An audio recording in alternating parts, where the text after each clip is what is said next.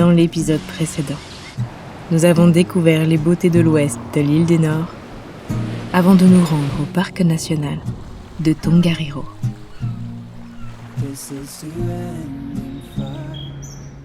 Sur la route pour le parc national, nous avons croisé des paysages à couper le souffle.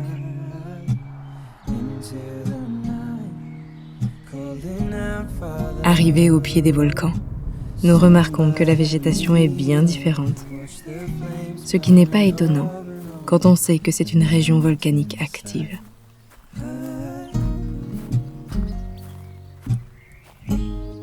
La dernière éruption du mont Tongariro a eu lieu en 2012.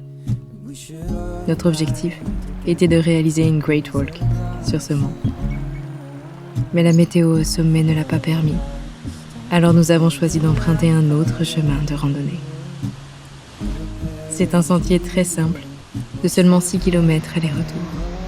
On y découvre les Taranaki Falls, une cascade de près de 20 mètres de haut, qui chute le long d'une falaise de roches volcaniques. À ce stade, mes émotions sont assez contradictoires. Je suis à la fois déçue de ne pas pouvoir randonner au Tongariro et soulagée que la météo ne s'y prête pas. Car ayant été opérée il y a peu, je n'étais pas certaine de pouvoir aller au bout de ces 20 km. Au moins, ce n'est pas moi qui aurais empêché Selim de profiter de cette randonnée, mais la météo. Et on aura tout de même vu de très belles choses. Puis nous avons roulé jusqu'à un autre volcan, le mont Ruapehu. Eh oui. Le Mordor est une station de ski. On parle du Mordor, car cet endroit a également servi de lieu de tournage pour la trilogie du Seigneur des Anneaux.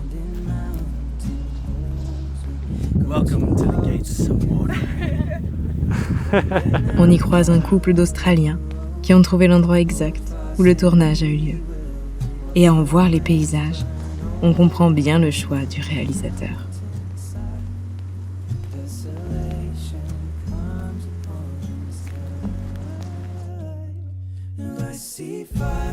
Le parc national de Tongariro est une belle découverte. Il est classé au patrimoine mondial de l'UNESCO. Après en avoir fait le tour, nous nous sommes installés dans un camping pour la nuit, en pleine gorge près du fleuve Rangitikai.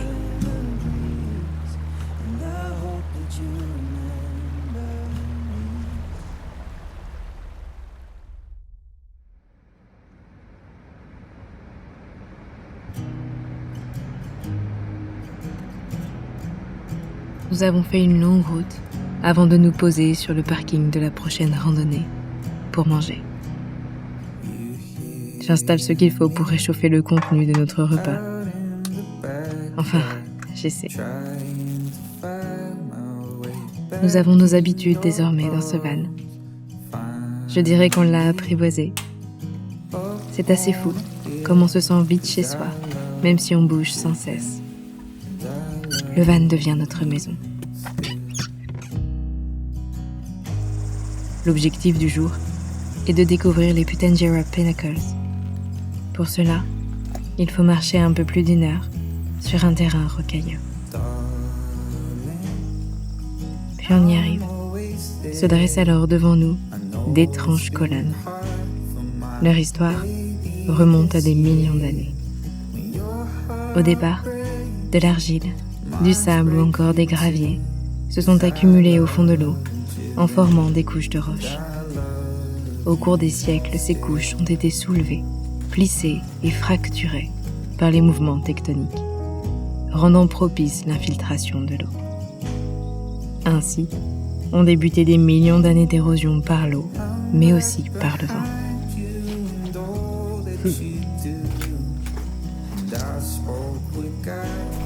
Ce sont les parties inférieures, du fait de leur composition, qui ont été érodées en premier, tandis que les parties supérieures en roches plus dures sont restées debout.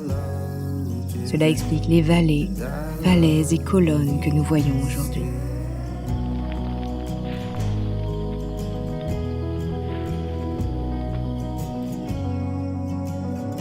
En prenant de la distance, on voit comment le phénomène s'est progressivement étendu et qu'une seconde vallée est doucement en train de prendre forme.